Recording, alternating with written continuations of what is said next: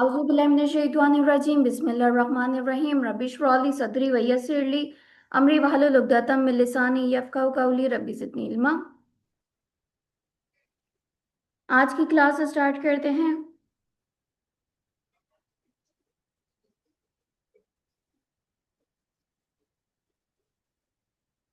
अच्छा, मुझे बताएं, आप लोग को स्क्रीन विजिबल है?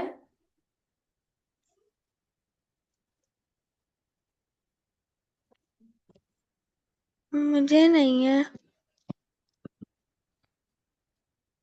Okay, now check again please. जी अब आई है। ओके, क्लियर है सबको? जी अच्छा जी। मुकद्दस महानूर महानूर ने मुझे रिप्लाई कर दिया। मुकद्दस प्लीज मुझे मेंशन करें, आपको क्लियर है?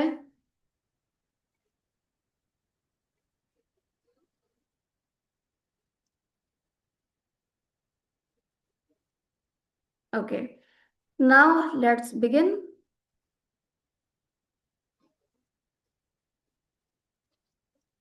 हमने पार्ट एक कंप्लीट कर लिया था और पार्ट सी कंप्लीट कर लिया था, ठीक है ना? पार्ट डी, पार्ट डी का जस्ट एक ही आपके पास चैप्टर है which is recording payroll transaction. Payroll के बारे में, पेरोल किसे कहते हैं, क्या होता है, हम ये चैप्टर नंबर 17 में डिस्कस करते हैं। अभी तक बेटा जितने आपने चैप्टर्स पढ़े हैं, मैंने अभी तक आपके टेस्ट डिक्लेयर नहीं करे, लेकिन आई होप कि आप लोग साथ साथ उन तमाम चैप्टर्स की प्रैक्टिस करें। क्योंकि ऑलरेडी रमज़ान की वजह से या फिर ऑनलाइन जो हमारी क्लासेस हो रही हैं ऑनलाइन, या फिर आप लोग नहीं ले पा रहे होते हैं और डिले हो जाता है, तो इस वजह से थोड़ा कोर्स पीछे चल रहा है। आई होप कि आप लोग साथ साथ इनकी प्रैक्टिस कर रहे हैं, ताकि मैं जब टेस्ट अनाउंस करूं तो मैं एक के बाद एक तमाम पार्ट्स के टेस्ट रख दूं और फिर फाइनल मॉक हो जाए। ऐसा ही है? जी जी प्रैक्टिस हो रही है क्वेश्चंस की या नहीं? जी मैं तो कर रही हूँ। Very good.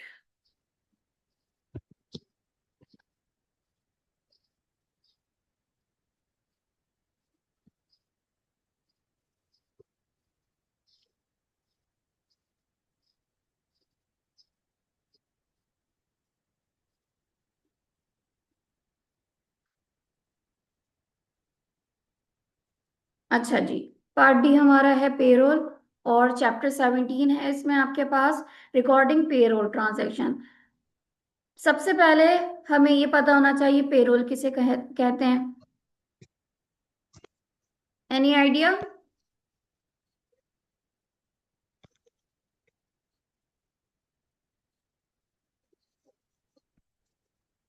मैं भी जब हम किसी चीज को पे करते हैं पेरोल तो किसे जो कहते हैं? इनवॉइस जो वगैरह जो निकल के आती है उसको बोलते हैं। जोर से बोलिएगा मानूर।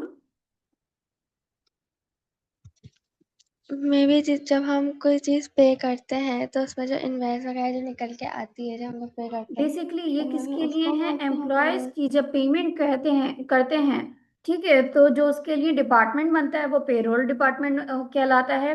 और जो ये प्रोसेस होता है पेमेंट का वो कहलाता है पेरोल। अब जस्ट इसमें आपके पास एम्प्लॉयज ही नहीं आते, बल्कि अगर ऑर्गेनाइजेशन में किसी तरह की मैन्युफैक्चरिंग हो रही है लेबर्स के थ्रू, तो उनकी भी वेजेस आपको पे करनी होती हैं। अब वो वेजेस भी जो आपको पे करनी है, तो इसके लिए आपने पूरा एक सिस्टम क्रिएट करा हुआ होता है। उनकी रिकॉर्डिंग किस तरह करनी है, उनको कितनी पे करनी है, वो तमाम चीजें, वो पूरा प्रोसेस क्या कहलाता है भाई? पेरोल। ठीक है। अब पेरोल का क्या नेचर है, क्या लिखा हुआ है? Nature of payroll. Payroll function is an organisation, in an organisation is important. Payroll का फंक्शन आपको पता है तमाम ऑर्गेनाइजेशन में पाया जाएगा, क्योंकि तमाम ऑर्गेनाइजेशन में आपके पास वर्किंग हो रही है, चाहे वो एम्प्लॉयज के थ्रू हो रही है या फिर लेबर्स के थ्रू, बहरहाल हो तो रही है। अब ये जब भी आप वर्किंग कर रहे हैं तो फ्री ऑफ कॉस्ट तो नहीं करवा रहे होंगे, इसकी कोई ना कोई पेमेंट पे करनी होगी। तो ये फंक्शन तमाम ऑर्गेनाइजेशन के लिए क्या है भाई? इंपॉर्टेंट है। अब ये ऑब्लिगेशन किसकी है? एम्प्लॉयर्स की। एम्प्लॉयर्स कौन होते हैं? The employers obligation to pay wages and carried out. Second क्या लिखा है? Employers obligation as a tax collector are undertaken efficiently. ये एम्प्लॉयर्स कौन होते हैं? Any idea? और एम्प्लॉय किसे कहते हैं? जो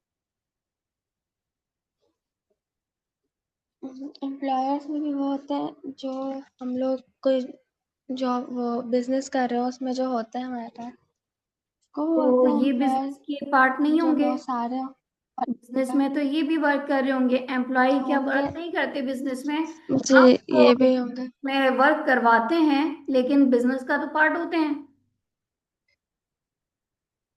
जी। बेटा, एम्प्लॉय के एम्प्लॉयर्स और एम्प्लॉय में फर्क ये है कि आसान अल्फाज में एम्प्लॉयर्स कहेंगे बॉस को, और जो ऑफिस में स्टाफ होता है, ऑफिस स्टाफ, ठीक है, वो क्या कहलाएगा? एम्प्लॉय।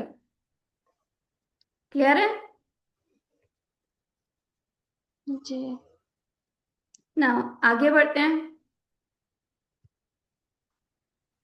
पे रोल एंड द एम्प्लॉयर, क्या लिखा हुआ है? रीड करें इसको। देखें, एम्प्लॉयर के ऊपर क्या ऑब्लिगेशन, ऑब्लिगेशन हमने पढ़ा था। ऑब्लिगेशन हमने क्या करा था? रीड करा था ना। लाइबिलिटी में भी इस वर्ड से हम वाकिफ हुए थे, और आपने इसके मायने भी समझे थे। ऑब्लिगेशन किसे कहते हैं भाई? जिम्मेदारी, हमने पढ़ी थी ना। जिम्मेदारी थी।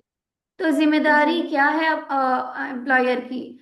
कि वेजेस पे करे और टैक्स कलेक्ट करे। हमारे पास जो एम्प्लॉयर होते हैं वो सैलरी तो पे कर रहे होते हैं। अब देखो, गवर्नमेंट ने हमारी इनकम पे भी टैक्स लगाया हुआ है, ठीक है। अब ये इनकम पे टैक्स लगाया हुआ है, ये कौन कलेक्ट करेगा on behalf of government? Employer. वो टोटल आपकी, फॉर एग्जांपल, अगर 6 लाख इनकम है, और 6 लाख की इनकम पे लेट सपोज 10% आपका क्या है भाई? इनकम टैक्स बन रहा है। तो 6 लाख की 10% कलेक्ट कौन करेगा as a tax collector? Employer collect करेगा। बाकी की रिमेनिंग जो वेजेस या सैलरी होगी, वो पे करना किसकी जिम्मेदारी है भाई? आपके पास एम्प्लॉयर की जिम्मेदारी है। क्लियर है? ये जस्ट मैंने आपको एक एग्जांपल के तौर पे कहा है। टैक्स कितना लगेगा, कितनी इनकम पे लगेगा, ये सब डिसाइड होता है, फिर जाके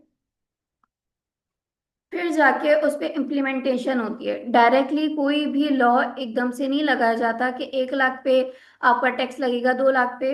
ये गवर्नमेंट डिसाइड करके फिर बताती है, ठीक है। I hope it is clear. Read करेंगे जी। जल्दी से। Payroll and the employer. From the employer's point of view, the wages and Manoor please salaries bill read loudly. is a great importance. From an employer's point of view, the wages and salaries bill is of a great importance. It is one of the largest items of expenditure an employer has to incur. The payroll function is one of the pillars pillars. of an organization system for analyzing pillars for an organization simple for analyzing and controlling costs and assessing the organization economic Economic efficiency. efficiency. A A payroll payroll is is a a list of employees and what they are being paid। ठीक है, list of employees आपको पता होता है और कितना आप उनको पे कर रहे हो, ये ऑर्गेनाइजेशन को पता है। और पे करने की जिम्मेदारी एम्प्लॉयर की है। Being on the pay roll of an organisation means that you are selling your labour to it for an agreed price. You are in paid employment and your employer benefits from your skills at your time। Payroll and the government भाई, and जो government है वो क्या करती है? कुछ taxes या फिर आप कह सकते हो कि बेनिफिट्स वगैरह दे रही होती है, तो उसकी पेमेंट की कलेक्शन वो क्या करती है? हमारी ही इनकम से कर रही होती है। एम्प्लॉयर्स की लीगल रिस्पॉन्सिबिलिटी क्या है? To collect income tax. Employers duties पढ़ लें, और ये ड्यूटीज आपको पता होनी चाहिए कि क्या क्या आपके पास ड्यूटीज आ रही है। देखें, वन क्या है आपके पास? ए लिखी हुई है, operate the income tax system for all covered by it. ठीक है। दूसरी क्या है? मेंटेन। दूसरी क्या है? Maintain the necessary records. तमाम रिकॉर्ड्स, कितनी पेमेंट है, किसकी है, वो तमाम रिकॉर्ड्स आपने मेंटेन करने जरूरी हैं। देन थर्ड क्या लिखा है? पे the income tax and benefit contributions collected from employees to the tax authorities every month. अच्छा, let the tax office or staff from the benefit contribution office inspect the records. Then submit end of year returns. Give employees pay slips detailing tax and benefit contribution. Benefit contribution क्या होता है हम अभी थोड़ी देर में पढ़ेंगे। कौन कौन से होते हैं वो भी पढ़ेंगे। Deducted and to give them an annual statement showing their deductions. Now in the final, maintain for 3 years at the minimum after the end of a tax year the records relating to that year. ये तमाम क्या है भाई? ये तमाम आपके पास employers की duty हैं। इसमें आपके पास इनकम टैक्स कलेक्शन भी आती है, बेनिफिट कलेक्शन भी आती है, उनके रिकॉर्ड्स मेंटेन और तमाम चीजें। ठीक है। अब आपके पास एक क्वेश्चन आ रहा है, क्वेश्चन को रीड करें। क्या लिखा हुआ है? It is the employees duty to ensure that the correct deductions are made from their income and that the correct records are kept. True और false?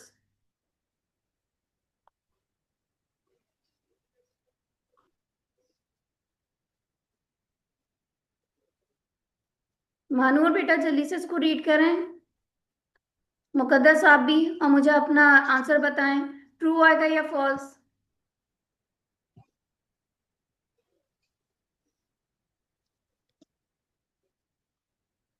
Just true and false है बेटा, इतना टाइम नहीं मेरे लगना इसमें चाहिए फॉल्स ना। आएगा। मेरे इसमें फॉल्स आएगा मे बी। फॉल्स आएगा। ठीक है।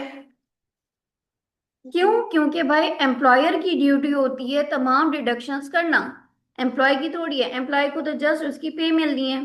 अच्छा, पेरोल प्रोसेस क्या है? The main requirement of payroll processing and accounting system are as follows. Accuracy is very important. People get paid what they are owed. भाई आपने एक्यूरेसी मेंटेन रखनी है, लोगों को उनके जो पेमेंट जितनी उनकी बन रही है उसको एक्यूरेटली, उसको क्या कहते हैं, एफिशिएंटली उसको पे करना। Then government receives what it is regularly legally entitled to, और गवर्नमेंट ने वो तमाम चीजें जो एंटाइटल करी हैं वो उसको लीगली आप दे दो। Employers cost information is appropriate. Employer की तमाम इंफॉर्मेशन अप्रोप्रिएट होनी चाहिए। साथ साथ आपके पास, अच्छा जी, पेरोल का जो प्रोसेस है उसमें एक्यूरेसी होनी चाहिए, वक्त की पाबंदी होनी चाहिए। ऐसा ना हो कि आप टाइम के बाद, यानी आप जब कहीं ऑफिस में जॉब कर रहे हो या किसी ऑर्गेनाइजेशन में आप जॉब कर रहे हो, तो आपको सबसे वक्त पे क्या चाहिए? पेमेंट। क्यों? क्योंकि आपको ये अपना घर चलाना है, तभी तो आप उनके यहाँ जॉब कर रहे हो। तो आपने वक्त पे क्या करना है? बतौर एम्प्लॉय उनकी पेमेंट कर देनी है। अच्छा, क्या लिखा है? Employees do not suffer stress cause by being short of cash. वक्त पे नहीं होगा तो वो स्ट्रेस में आ सकते हैं। अच्छा जी, employee morale does not suffer because of the fear that the employer has not got the money to pay their wages. The government's requirement for prompt payment are satisfied. ठीक है। तो वक्त पे अदायगी होगी तो ये तमाम चीजें फिर नहीं आपको दिखेंगी। सिक्योरिटी होनी चाहिए, तमाम जो इंफॉर्मेशन है एम्प्लॉयज की, और जो जितने लेबर्स हैं उनकी तमाम इंफॉर्मेशन को अपने पास महफूज रखना है, क्योंकि उनकी बायोडेटा भी होती है, उनकी पेमेंट्स की तमाम चीज़ें भी होती है, डिटेलिंग होती है। वो तमाम चीज़ें क्या करना है? अपने पास संभाल के रखना है। क्या लिखा है? Payroll data relating to employees is kept confidential and is only disclose to those authorised by the employer और to those who have a legal right to see it. हर एक के सामने उनकी पर्सनल इंफॉर्मेशन या फिर आप कह सकते हो कि पेमेंट इंफॉर्मेशन हर एक के सामने नहीं खोल के रखना है। सिर्फ उनके सामने रखना है जिनको आपने ऑथोराइज करा हुआ है पेमेंट बनाने के लिए, उनकी रिकॉर्डिंग के लिए। ठीक है। Cash and cheques are not stolen and the payroll system is safe from fraud. आसान सी चीज है। Pay roll is an important function. ये चीज हमने पढ़ी थी। पे रोल एक इंपॉर्टेंट फंक्शन है। Employees depend on the timeliness and accuracy for the process. The government has a direct interest in the collection of taxes and benefit contribution through the payroll system. The wages and salaries bill is a large component of an entity's total cost. Clear है यहाँ तक? जी। अच्छा जी, फिर आ जाते हैं gross पे। Miss, ये gross पे क्या होता है?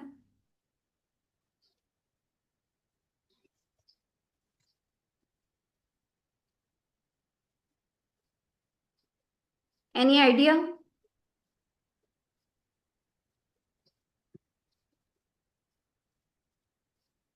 देखिए, आपकी फॉर एग्जांपल जब आप किसी ऑर्गेनाइजेशन में इंटरव्यू के बाद सिलेक्ट होते हैं तो क्या होता है। फॉर एग्जांपल आपने इंटरव्यू दिया और इंटरव्यू के बाद आपकी जॉब लग गई और आपको बता दिया जाता है कि भाई आपकी पर मंथ सैलरी कितनी होगी। लेट्स सपोज 30,000 आपकी 30,000 आपकी सैलरी डिसाइड हुई। तो ये तो आपकी बेसिक पे है। अब आपको बता दिया जाता है कि भाई अगर आपने ओवर टाइम करा तो एक दिन का आपका ओवर टाइम पर डे के हिसाब से आपको 10 रुपीज, सॉरी पर डे कह रही हूँ, पर आवर के हिसाब से जितना आप ओवर टाइम करोगे तो हम चलें इसको 100 कर देते हैं, आजकल महंगाई बहुत ज्यादा है। तो पर आवर जितना भी आप ओवर टाइम करोगे तो हम क्या करेंगे, 100 आपको देंगे। हर घंटे के ओवर टाइम के हिसाब से आपको 100 पे करेंगे। देन कमीशन बोनस या फिर आपके पास जो अदर बेनिफिट्स वगैरह हैं वो तमाम चीज़ें आपको बता दी जाती हैं कि भाई सेल्स जितनी ज़्यादा होगी तो आपको 20% या 10% कमीशन मिलेगा। या फिर आपकी परफॉर्मेंस अगर अच्छी हुई तो हम एनुअली बोनस भी पे करते हैं। ठीक है। तो ये तमाम क्या है, इन तमाम चीज़ों को जब आप बेसिक पे और ओवर टाइम कमीशन वगैरह बैक पे क्या है इन केस आप अच्छा ये तमाम भी आपके पास अदर बेनिफिट्स वगैरह में आते हैं। बैक पे भी इसी तरह की चीज है जो आपको वापस रिटर्न के तौर पे मिल रही होती है। एक बेनिफिट है कि आपकी कोई इसमें एग्जांपल हम आगे पढ़ेंगे, चलें अभी तक यहाँ तक पढ़ लेते हैं। देन हम जब डिटेल में कमीशन बोनस वगैरह इन चीजों को कैलकुलेट करेंगे और देखेंगे तो बैक पे भी वहां आएगा, तब इसको डिस्कस कर लेंगे। इन शॉर्ट अब ये समझें कि जब आपकी बेसिक पे, ओवर टाइम, कमीशन, ये तमाम चीजें जब आपकी एड ऑन हो जाती हैं तो ये क्या कहलाती हैं, ये आपकी ग्रॉस पे। क्या कहलाएंगी? ग्रॉस पे। ग्रॉस पे। हमने ये statement of profit and loss में भी ग्रॉस का नाम देखा था। ग्रॉस में तमाम चीजें क्या हुई होती हैं, जस्ट एड ऑन हुई होती हैं। नेट का मतलब है डिडक्शंस अभी नहीं हुई हैं। तो भाई डिडक्शंस क्या होंगी, डिडक्शन किसे कहेंगे हम बाद में देखेंगे। गवर्नमेंट ने जितनी भी पेमेंट लेनी है, अब चाहे वो इनकम टैक्स के तौर पे कोई अदर बेनिफिट दे रहा है उसके तौर पे, तो वो हम क्या कर देते हैं फिर ग्रॉस पे में से डिडक्ट कर देते हैं। या आपके पास एक फॉर्मेट दिया गया है, क्या बेसिक पे आपको बता दी गई है फॉर एग्जांपल $1,000 है, यहाँ अदर पेमेंट उसको मिली है 200, तो उन्होंने क्या कर दिया टोटल कर दिया। अब इसमें से क्या करते हैं तमाम डिडक्शंस करके, तमाम डिडक्शंस किस किस की, इनकम टैक्स की आपने देखा, आपने इनकम टैक्स डिडक्ट करा। बेनिफिट आपने जो गवर्नमेंट की तरफ से आपको बेनिफिट मिल रहे हैं तो उसकी उस टाइम पे वो सैलरी में से डिडक्शन करवाती है। अदर डिडक्शंस जो पेंशन वगैरह की स्कीम वगैरह होती है तो वो क्या है, ये तमाम क्या है आपके पास से डिडक्ट होनी है। आपकी ग्रॉस पे में से डिडक्ट होती है तो फिर आपके पास जो अमाउंट आती है ये नेट है। अब ये जो नेट है ये आपको बतौर एम्प्लॉय दे दी जाएगी तमाम डिडक्शंस के बाद। क्लियर है? जी। सही है। इस चैप्टर में आप ये तमाम चीजें पढ़ेंगे कि आपके पास बेसिक पे कैसे कैलकुलेट होगी और कमीशन या फिर आपके पास जो डिडक्शंस हैं वो किस तरह से आपको डिडक्ट करनी होगी। अब क्या लिखा है फर्स्ट बेसिक पे के बारे में, फिक्स रेट पर पीरियड। फिक्स रेट है।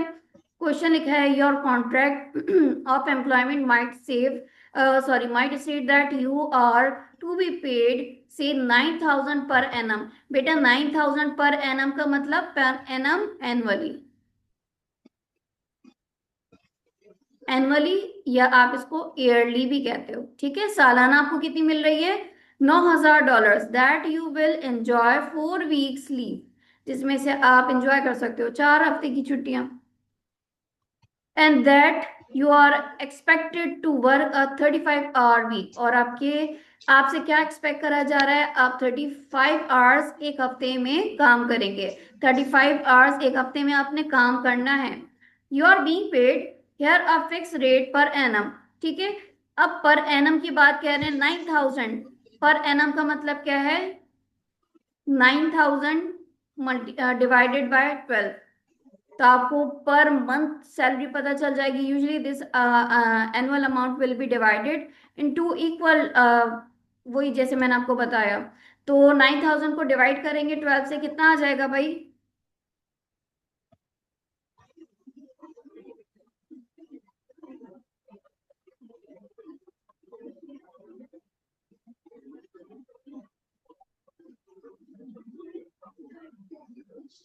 बेटा 9,000 को 12 से करेंगे तो पर मंथ कितनी आ जाएगी? हम्म, जोर से,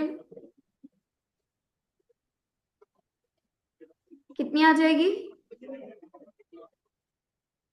750 पर मंथ, हर 750. महीने उसको कितनी मिलेंगी? 750।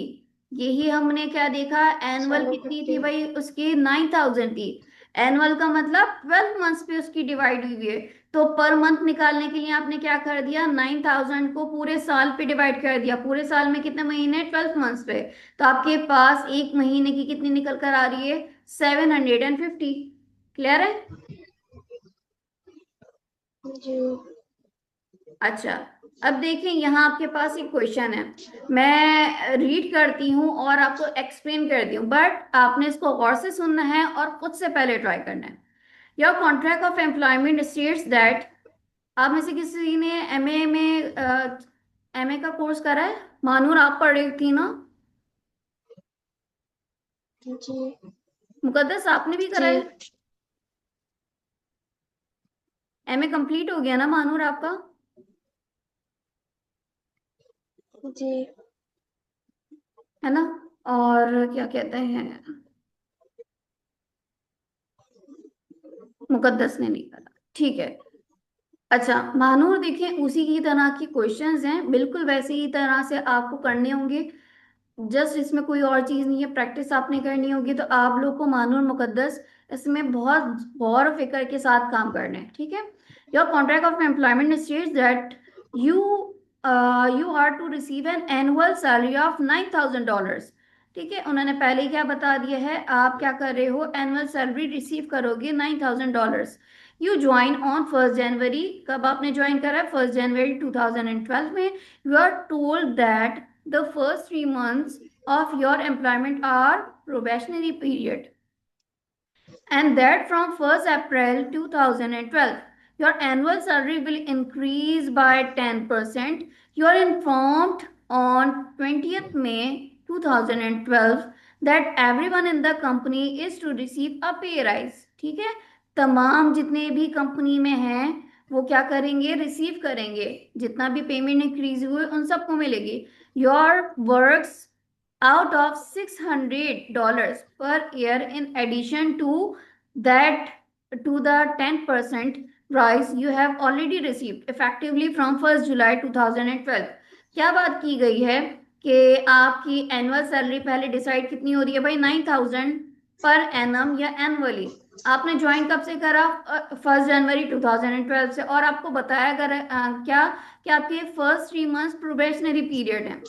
अच्छा जी, प्रोबेशनरी पीरियड है, यानी कि जैन, फेब और मार्च प्रोबेशनरी पीरियड है। मार्च के बाद अप्रैल से क्या कहा गया है? From April 1st 2012 your annual salary will increase by 10%। आपकी एनुअल सैलरी पहले कितनी थी? 9,000। तो अब आपकी कितनी हो रही है? 10% इंक्रीज हो रही है। You are informed on 20th May 2012 that everyone in the company is to receive pay rise, और हर एक को क्या मिलेगा, पे राइज मिलेगा। पहले तो ये 1 अप्रैल वाली कहानी है, फिर आपको 20 मई को और बात कही जा रही है कि पे राइज मिलेगा। कितना पे राइज मिलेगा? Your works out of $600 per year in addition to 10%। ये जो आपके पास 20 मई वाली बात है, इसमें 10% और इंक्रीज मिलेगा। कब से मिलेगा भाई? 20 तारीख, 20 मई से। अच्छा, यू हैव, अच्छा इसको कब रिसीव करेंगे? इफेक्टिव होगा 1 जुलाई से। ना, सबसे पहले आपने पार्ट ए करना है। What will be your basic pay for each of the following months. सबसे पहले आप जैन की मुझे बताएंगे। जैन की आप निकालो, अभी हमने करके देखा था। जनवरी की आप निकालोगे, कैसे आ जाएगी भाई? आपके पास 9,000 एनुअली है, तो 9,000 एनुअली को आप निकालेंगे, आपके पास आ जाएगी 750। ये पार्ट ए तो आपके पास हो गया। देन मई, मई में आपके पास कितनी होगी और जुलाई में कितनी होगी? जस्ट आप जल्दी से इनको कैलकुलेट करके बताओ। मई पे आपके पास कितनी होगी और जुलाई पे कितनी हो जाएगी? Try your self. I am given you just 5 minutes. Please do it quickly.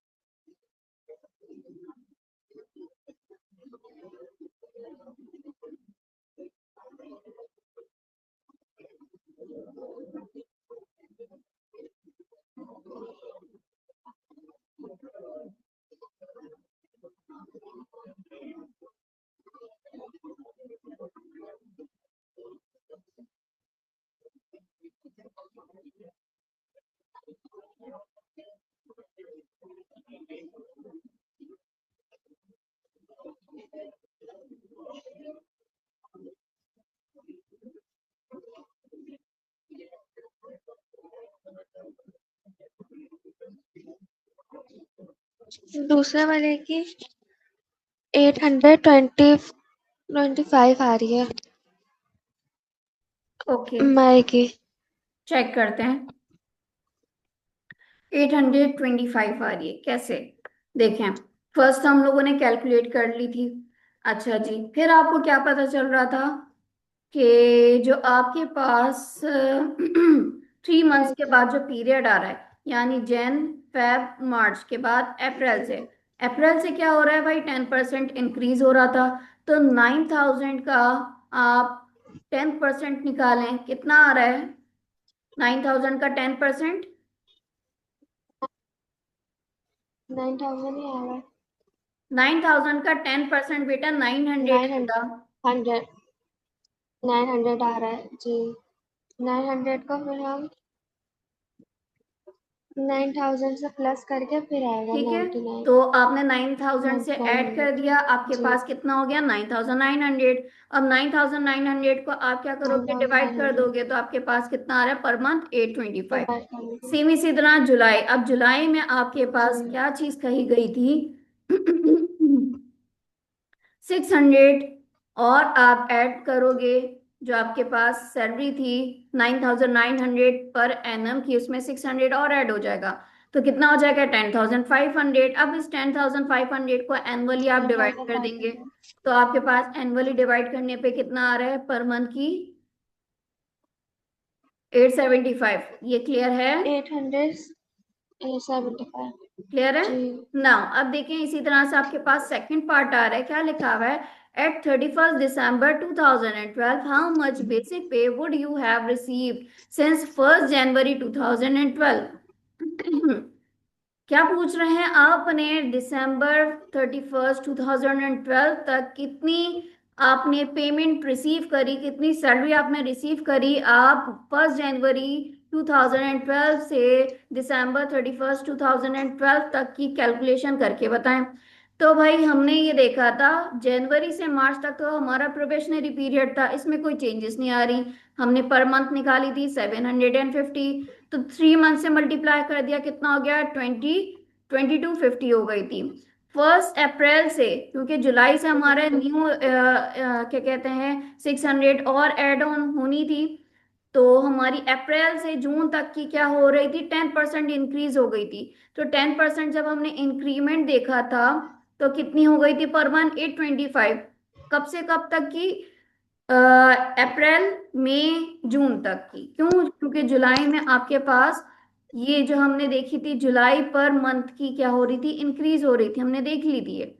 तो जून तक के आपके पास कितने महीने हो रहे थे, 3 मंथ्स, तो आपने मल्टीप्लाई करवा के इसको भी निकाल लिया, 2475 ना। जुलाई से दिसंबर तक हमारे पास और कोई इंक्रीमेंट नहीं लगा और कोई एडिशन नहीं हुई पेमेंट में। आपके पास 875 6 मंथ्स की थी, तो आपने मल्टीप्लाई करवा दिया, 5250, 5250।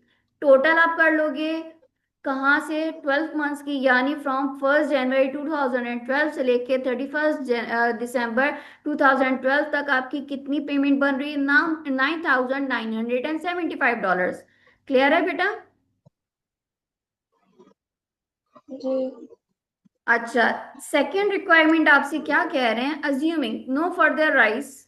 अब आप अज्यूम करो कि आगे और कोई सैलरी नहीं बढ़नी है, how much basic pay could you expect to receive in the 12 months. आप कितने पेमेंट रिसीव करोगे 12 महीनों के लिए। अब 12 महीने वो कैसे बता रहे हैं, आपके 12 महीने कब कंप्लीट हो रहे हैं, मार्च 31 मार्च 2013, यानी अभी तक हमने 2012 तक की बात कही थी। आपने अभी तक जितनी भी पेमेंट कैलकुलेट करी थी वो कहाँ से कहाँ तक की थी, जनवरी 1 2012 से लेके December 31 2012 तक की थी। अब ये सेकंड जो आपके पास रिक्वायरमेंट आ रही है, इस सेकंड रिक्वायरमेंट में आपसे क्या कह रहे हैं, अज्यूम करें कि अब आपने 12 मंथ्स की ही पेमेंट कैलकुलेट करनी है। लेकिन ये 12 मंथ्स एंड कहाँ होंगे, ये 12 मंथ्स 31 मार्च 2013 में एंड होंगे। यानी अगर हम 13 में देखें तो कितने मंथ बन रहे हैं, जनवरी, फरवरी, मार्च, ठीक है, मार्च। तो 3 मंथ्स आपके पास 2013 से आ रहे हैं, तो इसका मतलब है रिमेनिंग, क्योंकि 12 मंथ्स आपने पूरे लेने हैं, 3 मंथ्स आप 2013 के ले रहे हैं, तो 2012 में से आपके पास कितने और मंथ्स आएंगे, 9 मंथ्स। अब 9 मंथ्स किस तरह से, आपके पास शुरू के तो 3 महीने नहीं आएंगे, ठीक है, ये बात अंडरस्टूड सी है कि आपने जैन फेब मार्च नहीं लेना है, टोटल हमें 9 मंथ्स लेने हैं।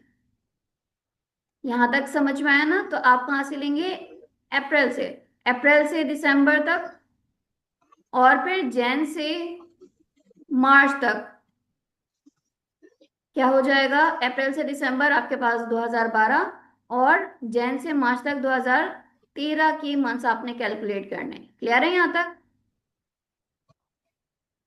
जी।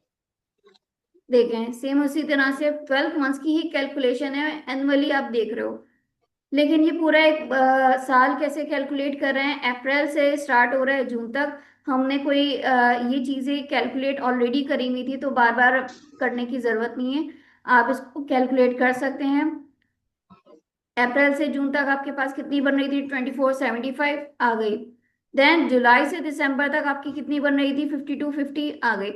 बस आपने नेक्स्ट 3 मंथ्स की जो 2013 में आपके पास आ रही है, जैन से मार्च कितनी बन रही है भाई, आपके पास कोई फर्दर राइज नहीं हो रहा, हमने ये देख ली थी। जो आपके पास लास्ट जुलाई से दिसंबर तक थी, हमने उसमें अज्यूम करा कि अब कोई और इंक्रीमेंट नहीं लग रहा, 875 पर मंथ थी। तो 2013 में 3 मंथ्स है, मल्टीप्लाई करवा दिया आपने, 2625, ठीक है, टोटल कर लेंगे आपके पास 10,350। ये 12 महीनों की है, ये 12 महीने किसके हैं, 9 महीने आपके पास 2012 के, और 3 महीने 2013 के लिए। क्लियर है? जी। ठीक है। अच्छा जी, आपको ये बेसिक पे कैलकुलेट करना बता रहे हैं। अब आपको अगर पर आवर रेट बता दिया जाए, यानी आपसे कहा जाए कि भाई आप दिन के इतने घंटे काम करेंगे, तो आपको हम फॉर एग्जांपल 1 घंटे की 10 रुपए दे रहे हैं, 1 घंटे के 50 रुपए दे रहे हैं, 1 घंटे के आपको 100 रुपए दे रहे हैं। तो बेटा जितने घंटे आप काम करते रहेंगे उतने घंटों से वो बेसिक पे मल्टीप्लाई होती रहेगी। क्लियर है? जी। अच्छा, क्या लिखा है? Some workers get paid a rate per hour if you work 40 hours at 5। जब आप अगर आपने 40 घंटे काम करा तो आपको 1 घंटे का कितने मिलेगा? $5। देन योर बेसिक पे विल बी 200।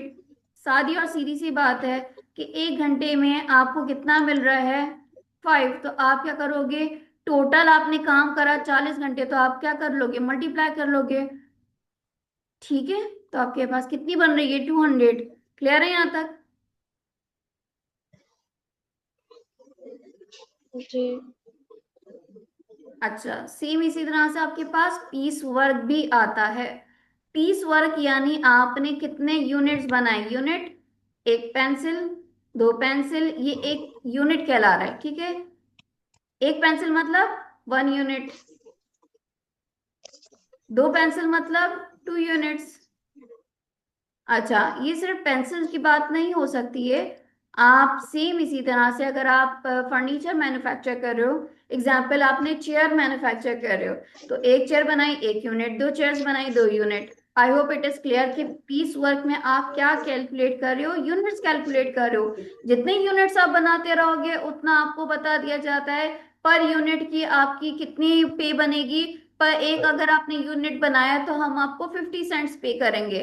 तो 2 यूनिट आप बनाओगे तो आपको 100 सेंट्स होगा, यानी कि आपके $1 मिल जाएगा। क्लियर है? जी। अच्छा, यहाँ देखें एक एग्जांपल है। In a piece work scheme wages are calculated by the following formula. Wages आप कैसे कैलकुलेट करोगे? जितनी आपने यूनिट्स प्रोड्यूस करें, एग्जांपल मैंने आपको बता दी थी, 1 यूनिट प्रोड्यूस करा है तो पर यूनिट रेट आपको बता दिया जाता है कितना यूनिट आपने बनाना है, 1 यूनिट के आपको कितने मिलेंगे, तो आप जितने यूनिट बनाओगे उसे मल्टीप्लाई करवा दोगे।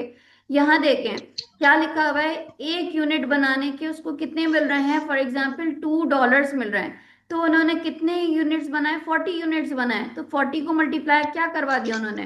40 × 2 कितना हो गया भाई? 80। 50 × 2 कितना हो गया? 100। 60 × 2 कितना हो गया? 120।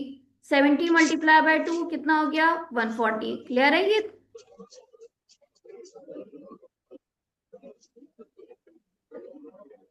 बेटा ये क्लियर है? जी। जी। ये जस्ट अभी हमारे पास शॉर्ट एक इंट्रोडक्शन आ रहा है। आपके पास इससे रिलेटेड और क्वेश्चंस भी आएंगे, सो डोंट वरी।